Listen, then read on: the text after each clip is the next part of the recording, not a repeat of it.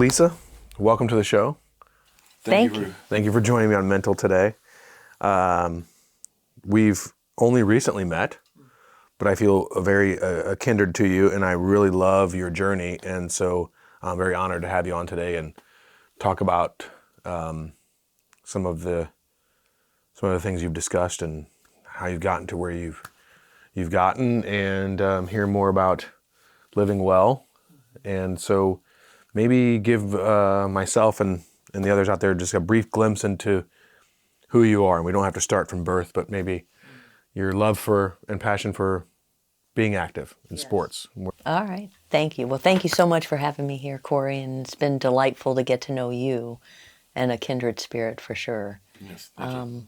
Sports, I grew up, that was my self-expression, always playing sports. My dad had me take tennis lessons as a kid, and I would play softball and basketball and just try any sport that I could. And in fact, in 7th grade, we didn't have team sports in middle school. At the time I was in 7th grade, I was born in 1964, so how old is a 7th grader? It would have been the mid-70s. Yeah. There's a neat trick to figure that out that someone told me, because how often that comes up in conversation, right? Is you add 5 to the grade, and that's your age. Because generally speaking, you start kindergarten at 5, or 1st grade, or whatever it is. But so if you're in 6th grade, you add 5, you're 11. 7th grade, you're 12. Wow, that's brilliant. I know, it blew my mind when I heard it. I have a It's degree. life-changing. I have a degree in math and a minor in computer science, Yeah. because I was so shy and I didn't want to be in front of people, and so sports was my self-expression. So I played in 7th grade. I would have been 12 years old. I played on a boys' team. I liked scoring goals, and they were just so much stronger than me. And I didn't play again until I was a senior in high school, soccer. I played any other sport. Even though I was an overweight kid, I was the largest girl on the swim team. I wasn't fast, and track and field. I did shot put and discus. I just wanted to be active and be playing some sport. And then the summer of my senior year of high school, my junior varsity basketball coach said, I played this game called indoor soccer. I think you'd like it. And so I would just have my dad drop me off at the soccer dome in Webster, and I'd be a pickup player. Hey, anybody need a player? And I just wanted to play. And this one team, they just needed a goalie, and I was like, please, anything else. But that's all they needed up till a minute before the game started. So I jumped in the goal as a goalkeeper, and that was the beginning of a career as a goalie. I was recruited by Rolla, Missouri, 1982, our first soccer varsity team. I was given the largest scholarship they gave women at the time, which was $500 a semester. What was the average cost of a year back then? That's a good question. I want to say, it was a Missouri school, so I don't know, maybe $4,000 or $5,000. It wasn't that expensive, but still, that was only like a quarter of, not even. That's right. And then I had an academic scholarship. Okay. That was $500 also. Right. So I got school loans. Yeah. And then I was a starting goalie. I didn't know how to play outdoor goalkeeper. And so when I got recruited to play on other teams, I got a coach. The men's soccer team at the high school I went to, University City, had a husband and wife helping the team, and the wife coached the goalie. So I said, will you coach me? So the summer before my freshman year in college, I went up to University City, Heman Park, and I never questioned what she told me to do, and I listened and was determined to be the best I could be. And then our second season at Rolla, we were actually ranked 10th nationally.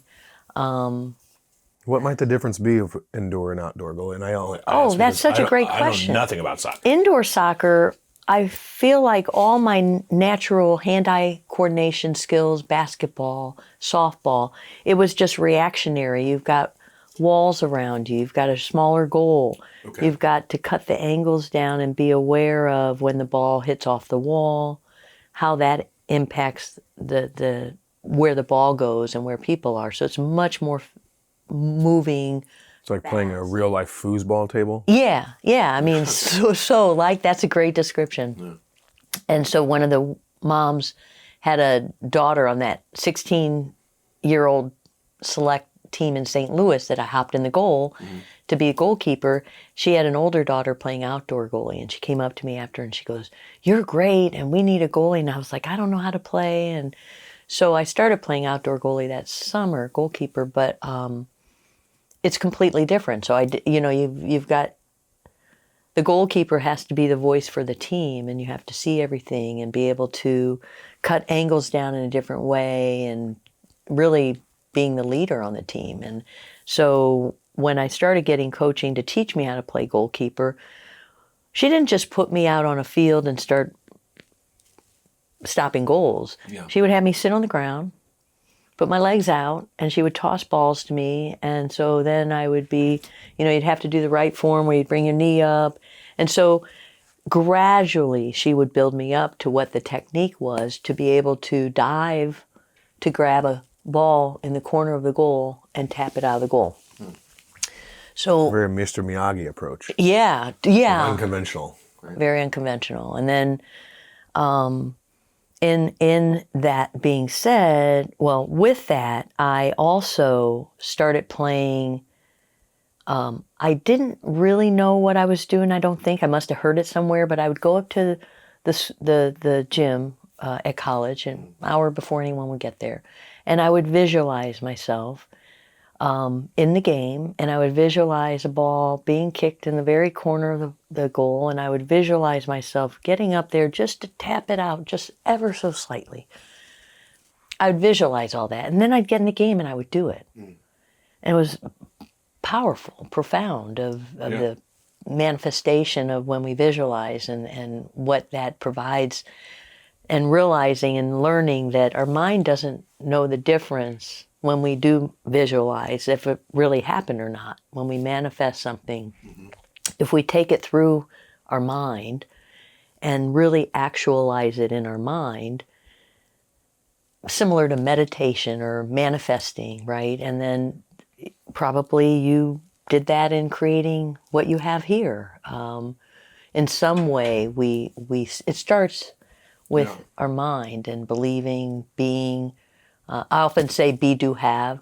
If I be soccer goalie, then I'll do those things that a successful soccer goalkeeper will do, and I'll have the results. Yeah, I like that simplicity of it. I have a similar belief that I've recently adapted, but one of my favorite taglines of any brand, because I love commercials and stuff, it was the Wrangler one, which reminds me of what you just said, that be, do, have, because it was really simplistic, but their old tagline used to be, or slogan I should say, was real, comfortable jeans, Wrangler, right? So that be, do, have.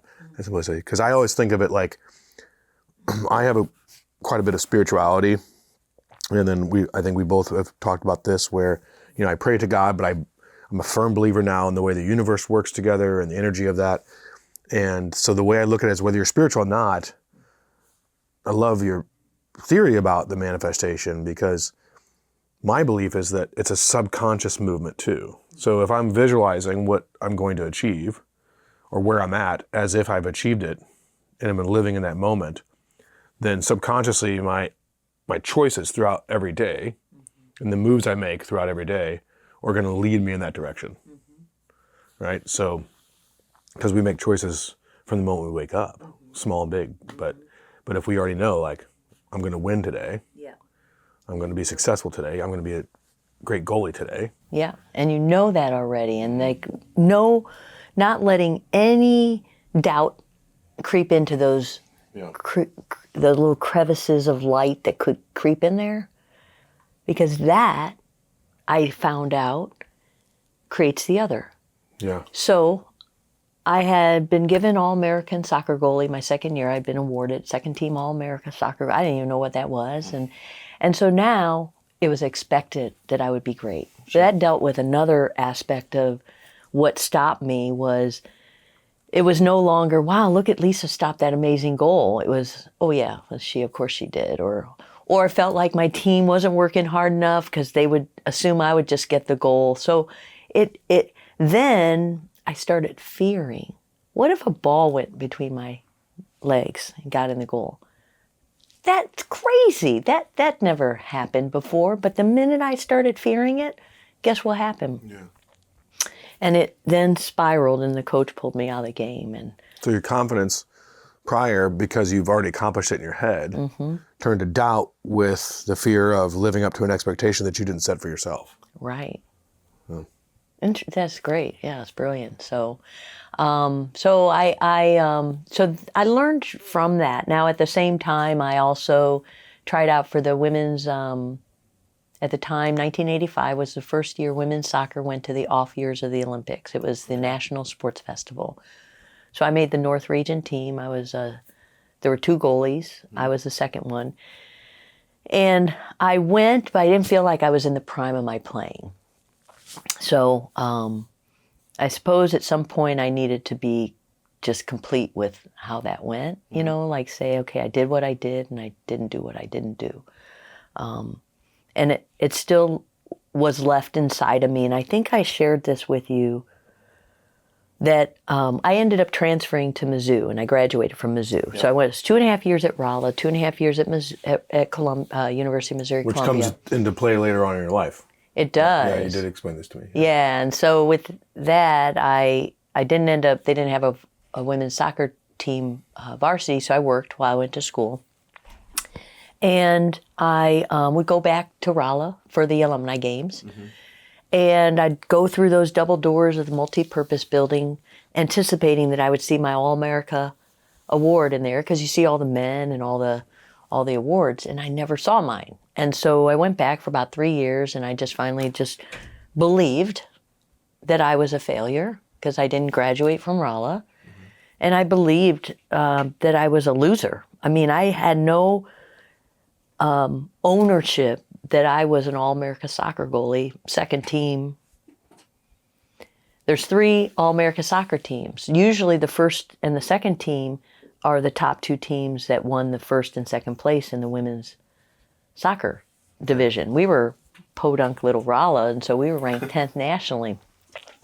So thankful our coach got us in front of people, and I was seen. And but I believed from 1983 when I was awarded that.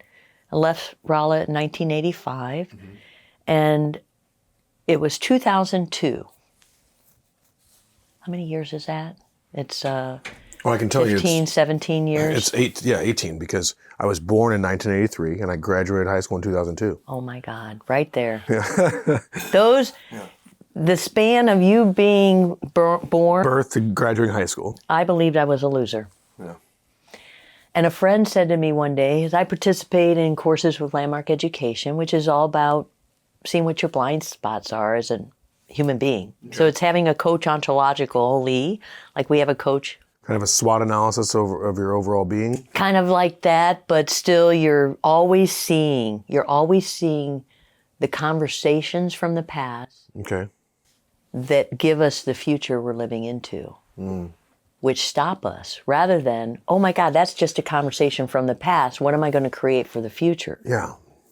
Yeah, not just a conversation. I recently heard something really, really interesting that I rewatched about 4 times from Jordan Peterson. Okay. And he was talking about oftentimes when we have incomplete parts of our past, much like you're describing with your feeling of failure, that are in our conscious mind, we haven't mapped out that. And as humans, we want to have things figured out before we move on. So even if we've moved on, in our brain, that's where we get those trauma potholes. Yes. And this isn't verbatim how he said it, but this is how I took it. Yeah.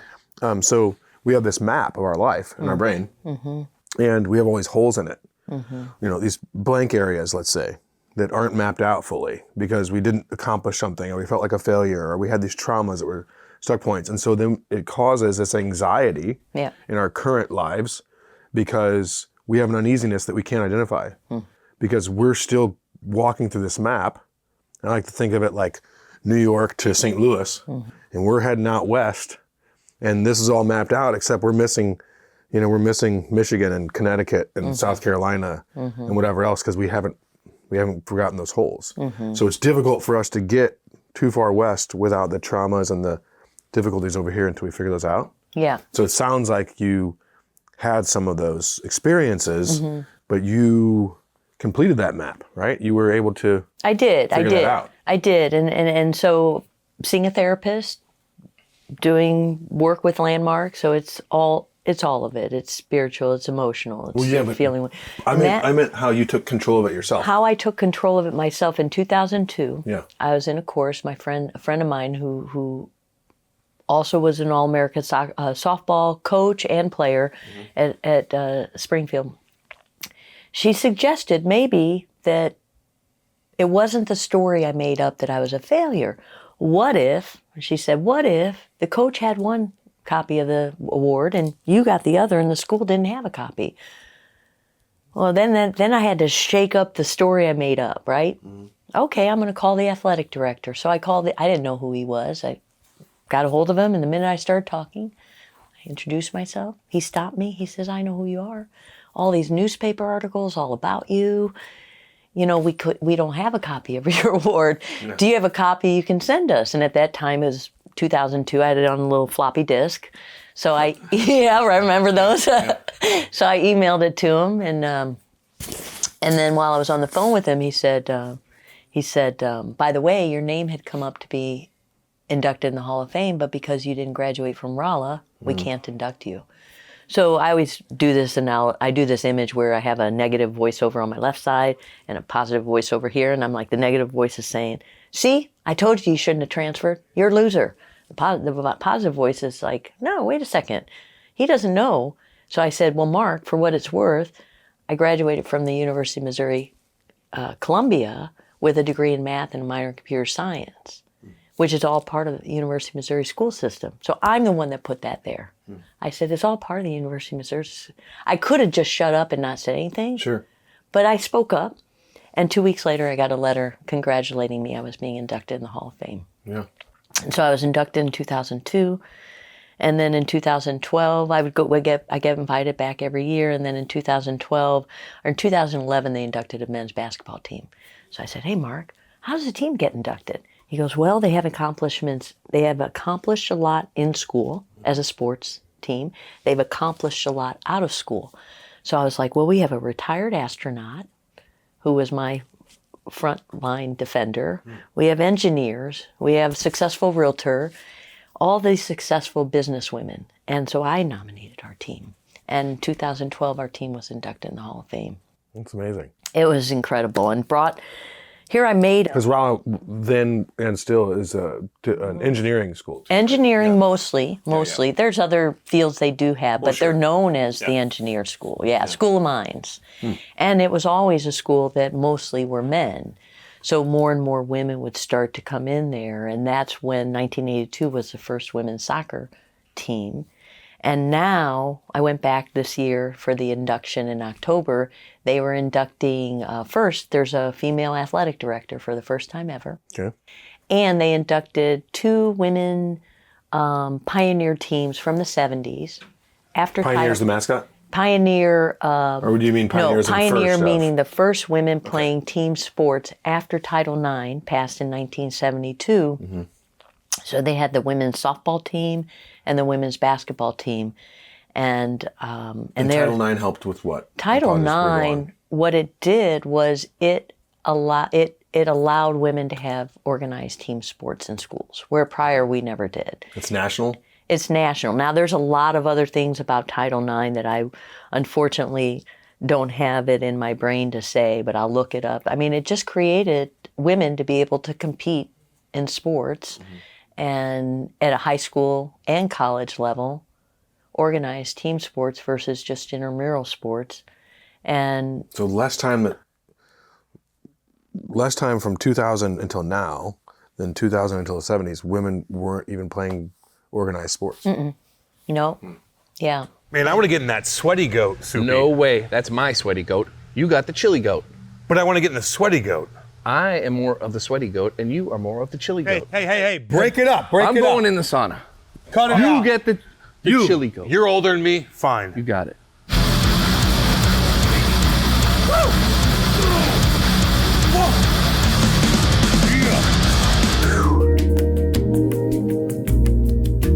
Sweaty goat is awesome.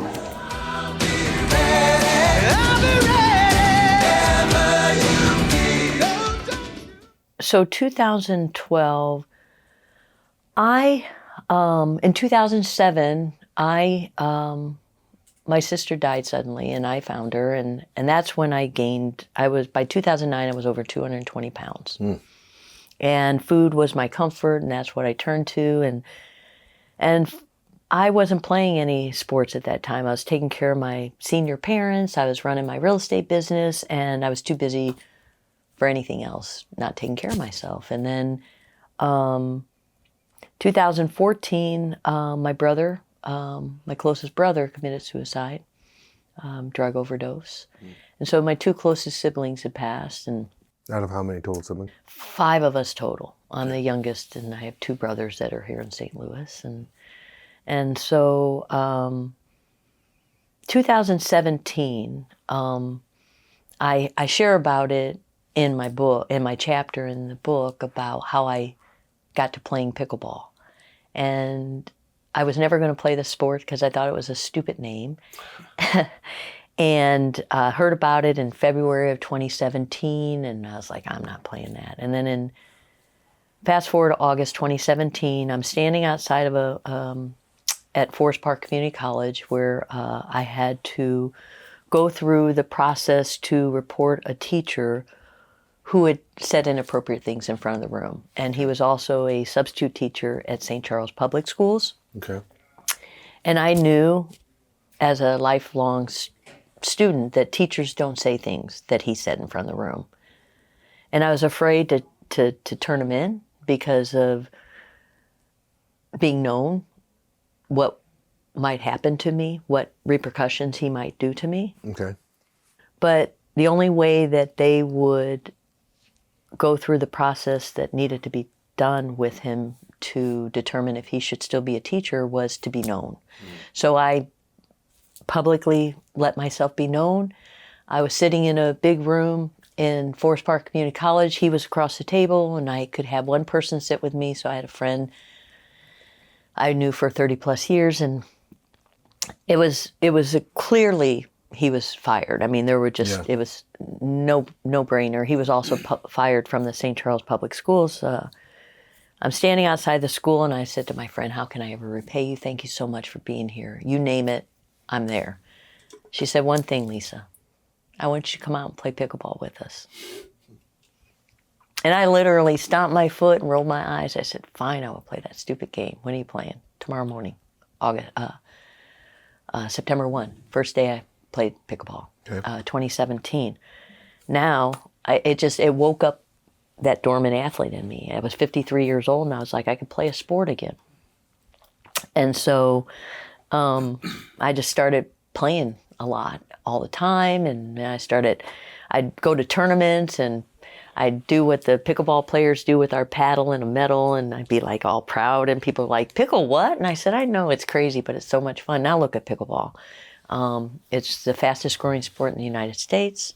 Yeah, it's insane. I was convinced my high school gym teacher had made it up. Yeah, because you were the age that you all got to play it in school. We did. But, I looked it up recently. I'm going to get it wrong here. And so fact check me if you want in the comments. But it's been around since like the 70s or 80s. 65. 65. 1965. I knew I'd get it wrong. That's all right. That's all right. People don't But think. so much longer than I would have thought. Right. Yeah. And it a lot of times people are like, how to get its name? There's a couple stories out there. Okay. The one story I always thought it was named after a dog named Pickles who would chase the ball. Now I have a friend who's a high-level referee for professional pickleball. Okay. And I'm like, Derek, I'm texting him, how did pickleball get its name? So he said, the actual story is the family that created the game. So they had a badminton court, and they had these ping pong paddles, and they had a wiffle ball. So they pieced it all together. Uh-huh. Some use the word pickled it together, like a rowing team Okay. is pickled together to be the backup team. They pickled together a backup rowing team. A combination of several games. Backup Okay. people. So pickled, yeah, a combination of several games at pickleball. And then Derek said later they got a dog and named it Pickles. So you can believe what story you want to. So in this instance, the question is which came first, the dog or the game? Right. Okay. Yeah, which came first, the dog name or the name of the game? Right. Okay. Yeah. So, so I started playing a lot, and people would ask me to coach them, and I'm like, I'm not certified. Oh, we don't care if you're certified. And actually, growing up, I wanted to be a gym teacher and a coach. Okay. My dad said, "Go into computers. It's the wave of the future." I originally was going to college for secondary education also. Yeah. And then I forgot exactly why it changed over, but something to do with having a son early and talking to some of my friends who were teachers about their salary Yeah. and just being blown away Right. by that. Right. Although the summer off wouldn't have been such a bad Summer idea. off would be amazing. And they get winter break. I mean, they're only working really like 7-8 months out of the year. Yeah, but still, they when you probably think about make the about salary in enough. that sense. Yeah, that's true. Yeah, and so I didn't get a teaching certificate, and I didn't end up teaching math or computers. I went into computer science, computer programmer for Southwestern Bell. 7 years later, my Southwestern Bell. dad, that was my dream job out of college. I got my dream job. Was it like an office setting? Corporate, yeah. Oh, yeah. Yeah. Yeah. 7 That's to another 4. thing I used to have a delusion of. Oh, God. I used to think making it was having my own cubicle. It was my dream job. Yeah, My yeah. grandfather was so proud of me. Yeah. He was so proud. The golden handcuffs. I got a job as an intern first, and then they hired me full time. And I'd go around and I'd ask people. I remember doing this because I really didn't like it. I wasn't inspired. I had clients that were internal to the company, and I'd go around and ask people, "How long you work here?" And then 12 years. "How do you like it?" "I hate it, but I only got 20 more years to retire." I'm telling you what, it was consistent. Yeah. I was like, I'm not doing this. Yeah. So I had a similar experience in the corporate world, the short-lived time that I dabbled there. did you? My realization that this wasn't for me came from exceeding my goals early in the year. My yearly goals were well exceeded, and not by necessarily hard work, but in this instance by pure dumb luck. I didn't understand that certain clients got certain discounts, Yeah.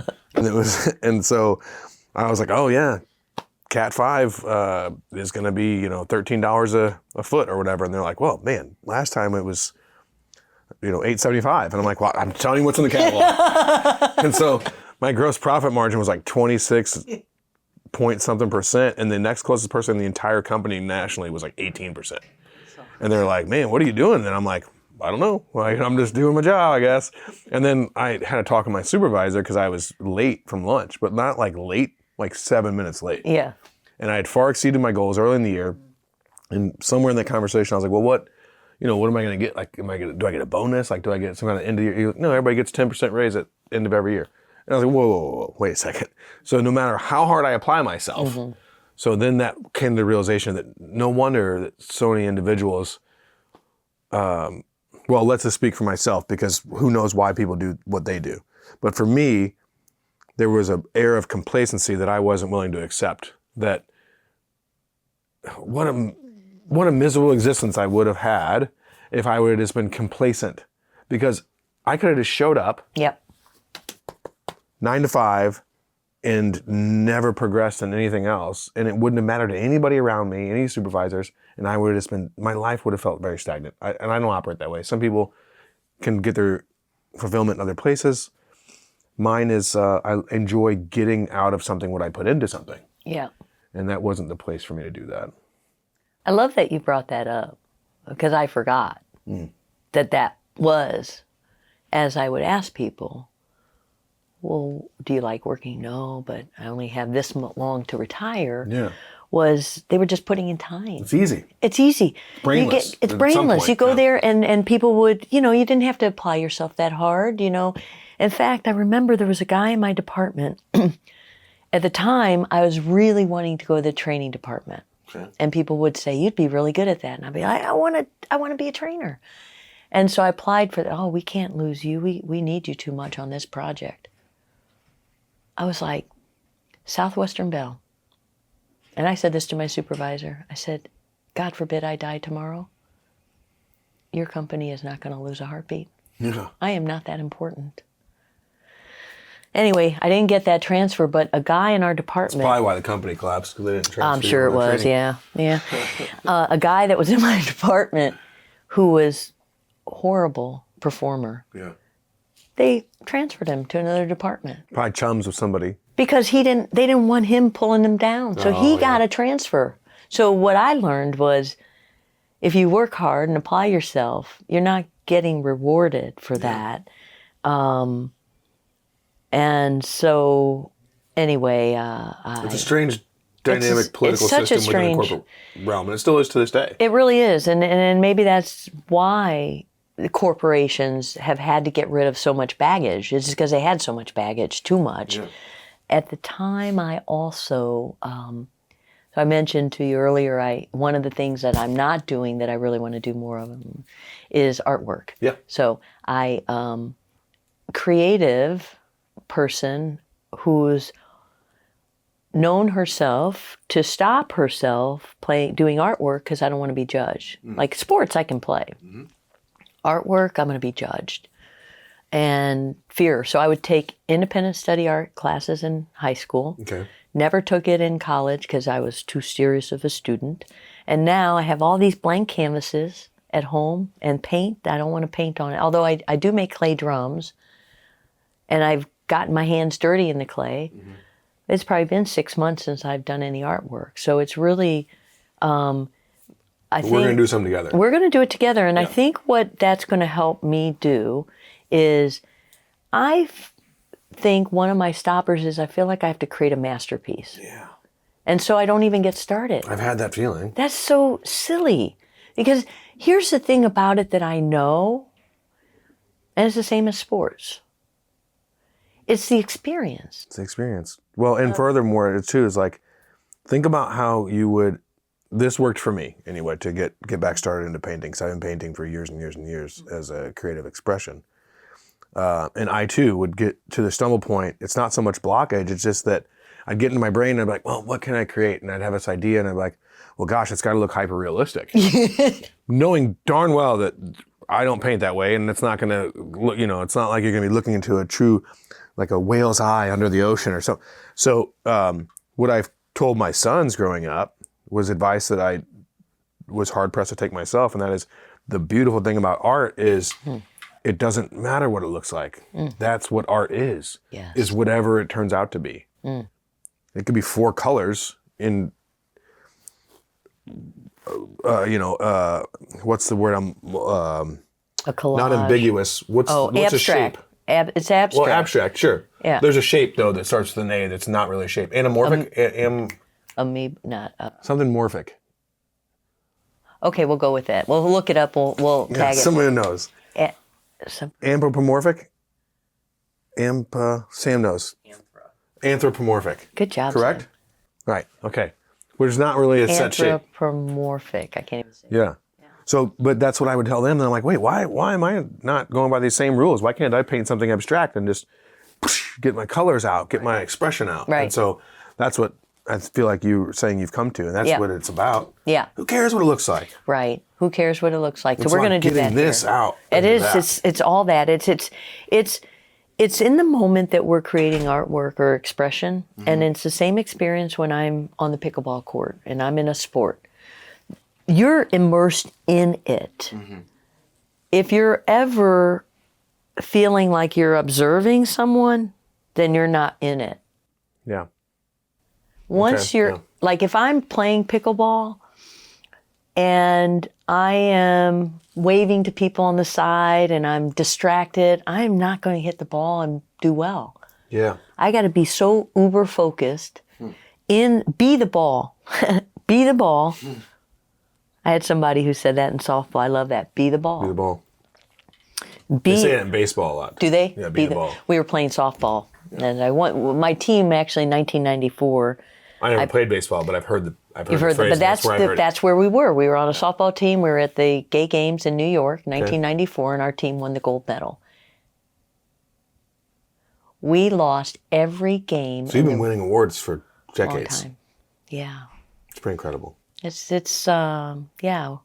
And using that sports to be immersed in some realm of a sport. And softball, there we were. We lost every single game in the round robin. We were in Islip, New York. Well, what do we got to lose now? I mean, there were people from all over the world. And we just started winning one game after the next game. Next thing you know, we're in the final game in Central Park. And I'm playing shortstop, and I'm the cleanup hitter. And the other team has gotten runs the first 3 innings, and we got none. And it's like, uh-oh. And for me, the turning point, there's always some turning point, I think. Yeah. For me, the turning point was someone popped up a ball, it went behind the third base woman's, but it was out of bounds, and I ran, and I dove for it and caught it. 1 out.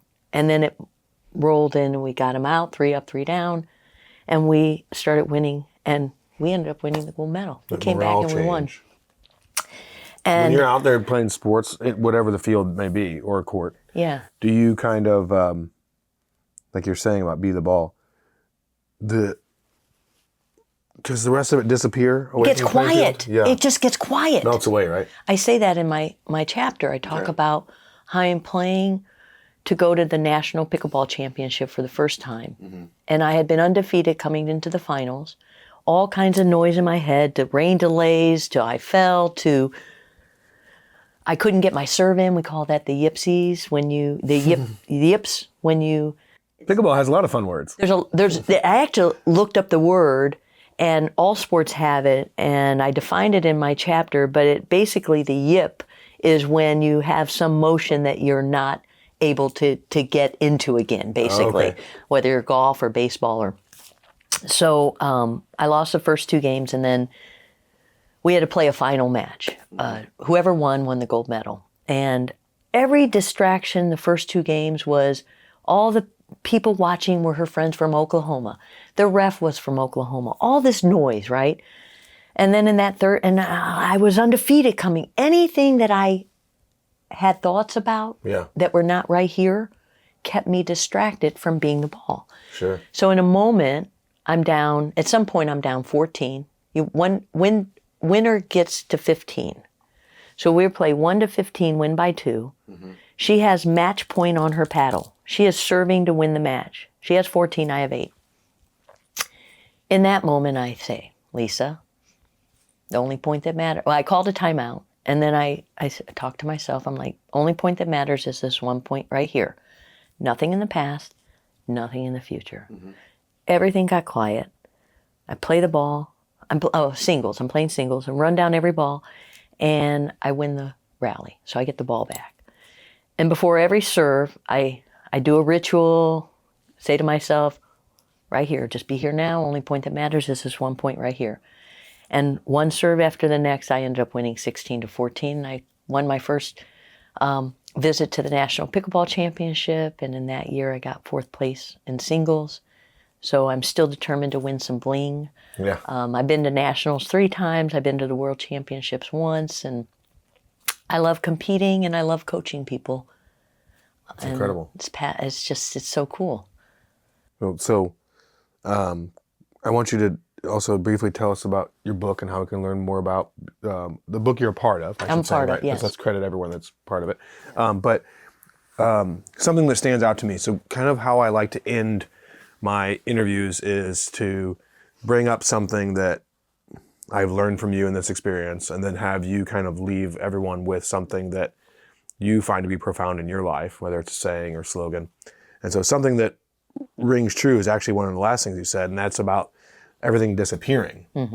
So I've had experiences where I couldn't quite explain it until you said it that way.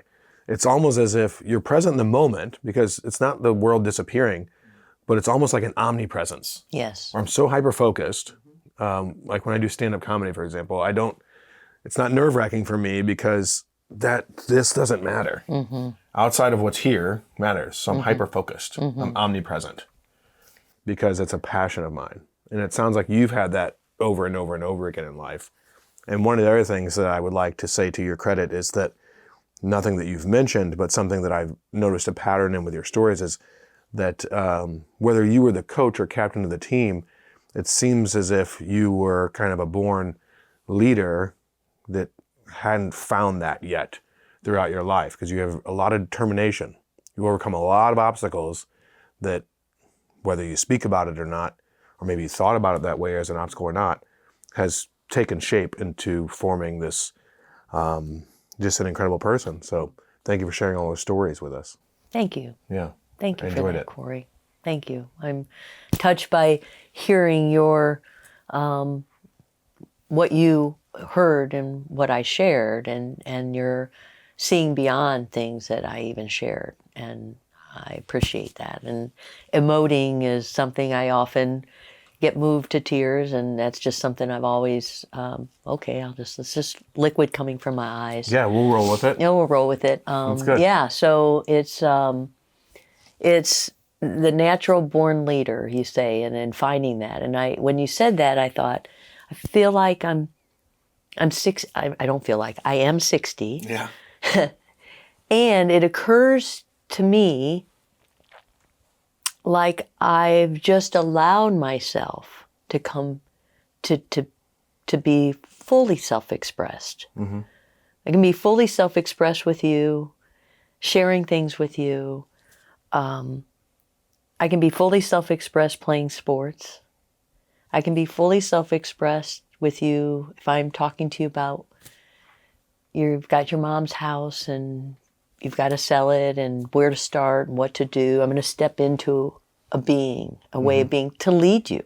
Yeah. It's actually interesting you say leader. I have a friend who I've known since I was 5 years old, and she was watching me coach some pickleball last year, and she said, Lisa, ever since we were kids, I've always known you as a coach. You've always had that personality. And so it was so affirming for me. Like, as a kid, that was my characteristic. I was the person that the teachers would put with all the oddballs because I always got along with everybody. Yeah. I thought it was because I was an oddball or that I was different, I didn't fit in, but actually... Well, maybe you were in a way, which is, the older I get, not a bad thing at all. It's a great thing. Yeah. I always say nerds rule. Yeah. And so, so when I when people follow me on social media, I share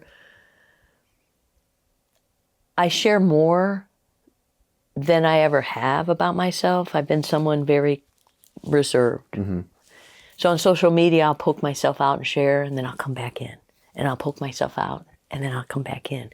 And as I would share about my journey, having dropped from over 220 pounds to dropping 80 pounds, 80 inches around my body, and I would just share.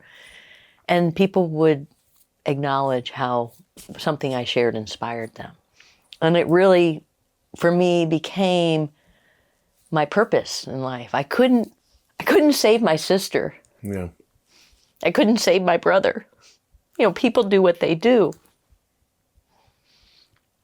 Well, I share about that which is painful from my past. Sorry, Kate. And I have the courage to just be raw and share with you. Mm-hmm. And the next thing I know, somebody says, thank you for sharing that. Their brother or their sister or someone took their life. Or they were dealing with their own challenges. And I think to myself, wow, I opened myself up to be tearful or to be raw.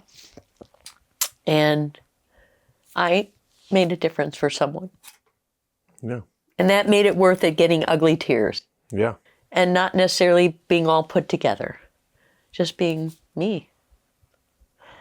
Sometimes we don't understand the difficult things that we go through until we understand that we aren't necessarily going through them. That we don't fully understand God's purpose for us. Yes.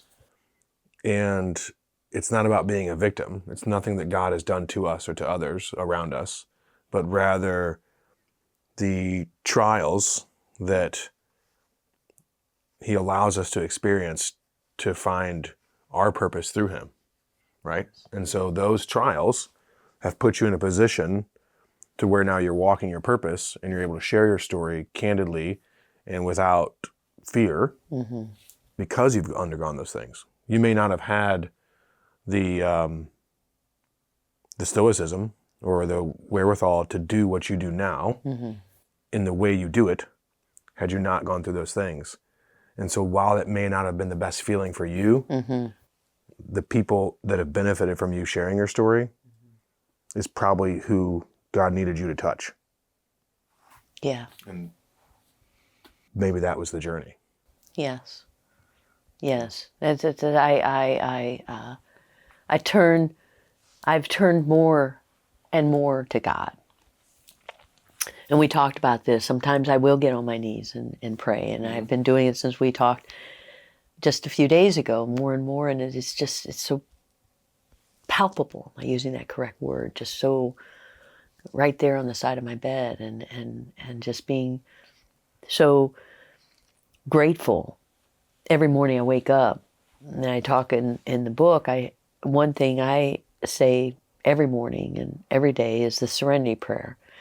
I may not say the whole Christian prayer as it is, but it's the brief part of when I was growing up. My mother, so I'm Jewish, and my mother did needlepoint, and she had put a needlepoint piece behind where she sat at the kitchen table, and it was the serenity prayer.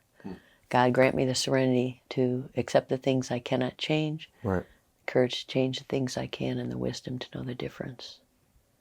Well, just that piece right there is pretty profound. So And that piece right there, it saves me. And I wake up and I started my worry journal since we spoke, and I appreciate that because I have my gratitude journal and then I write my worry journal, and so.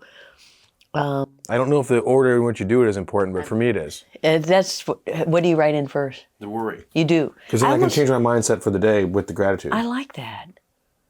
You know why? I like that. I'm going to say something that, do that too. I have a somewhat vulgar analogy for it. Okay. It's like when I get up in the morning, like I get all the shit out of my brain first, and then I move on. I love that. I'm doing that start now. my day I clean. love that. I love that. But sometimes if I do it in reverse, or if I do that, Then at the you're secondary left part- with that. Yeah. This way you just get it all I out. dump it all out. That makes sense. Then I immediately pray in gratitude. So I change my mindset back over. Beautiful. Yeah, that's beautiful. So this Tell me about book. this. So I had dropped all that weight, Yeah. and then by March of this year, I had gained it back. So 2019, not all of it back. When I started in 2019, Enough of it to feel uncomfortable. enough of it to know I not got to for get you back anymore. on track. Yeah. I was 160 pounds when I first met my trainer in 2019, but I had dropped from 220 pounds, so I'd fluctuate between 160 and 180. But when I would drop weight, I looked like a skinny fat person because I wasn't doing any lean muscle building, any muscle strength training. I wasn't eating properly.